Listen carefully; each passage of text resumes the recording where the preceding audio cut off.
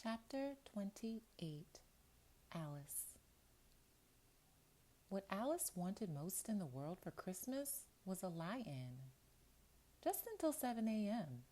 But Bunty had other ideas. She'd woken up demanding food and attention at 5. Alice had had to use formula, which Bunty hated, in case her milk was still boozy from the night before. She'd have to do a pump and dump. Again.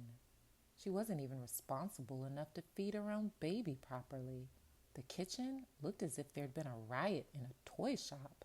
Alice had meant to tidy everything up and prepare all the vegetables for Christmas lunch before she'd gone to bed. But the terrible row she'd had with Max had rather put paid to that.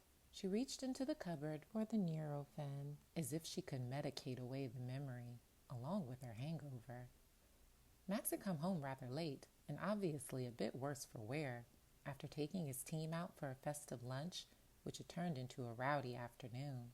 By the time he got back, she was exhausted and was sure she had the beginnings of mastitis. Horribly painful boobs, hard as rocks, and a slight fever.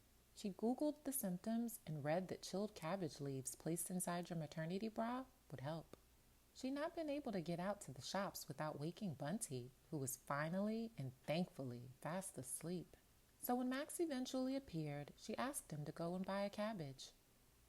He was gone for what seemed an age, while Alice simmered slowly with resentment that he'd been having fun all day while she'd been up to her armpits in nappies and wet wipes.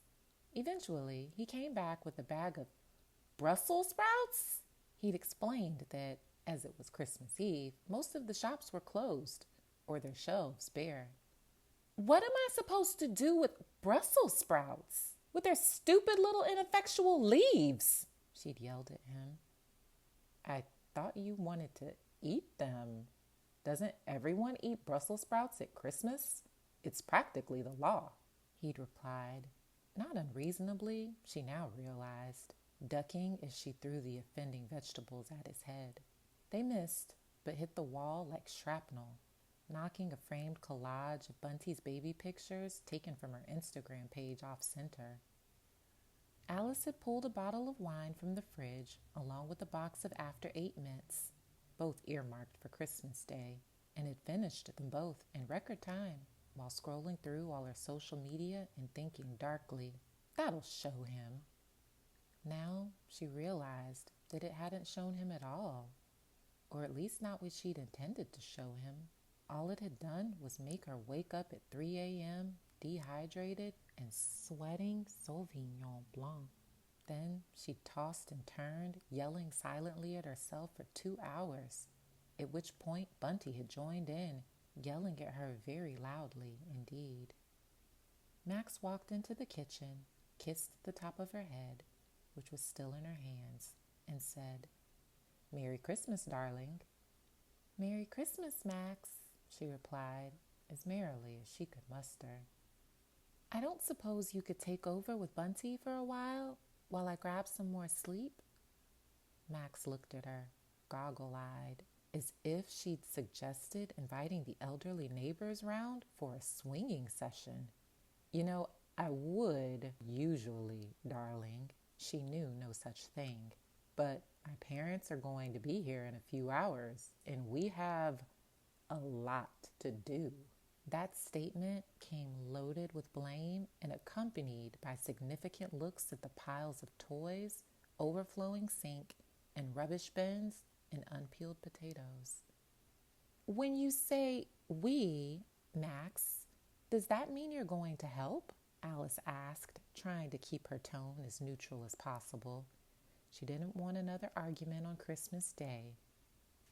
"Of course I am, sweetie pie.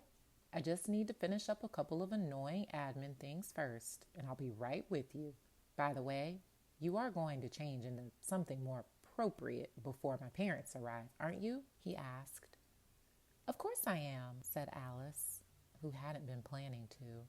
As Max disappeared back into his office, she wished she could change her life as easily as she could her clothes.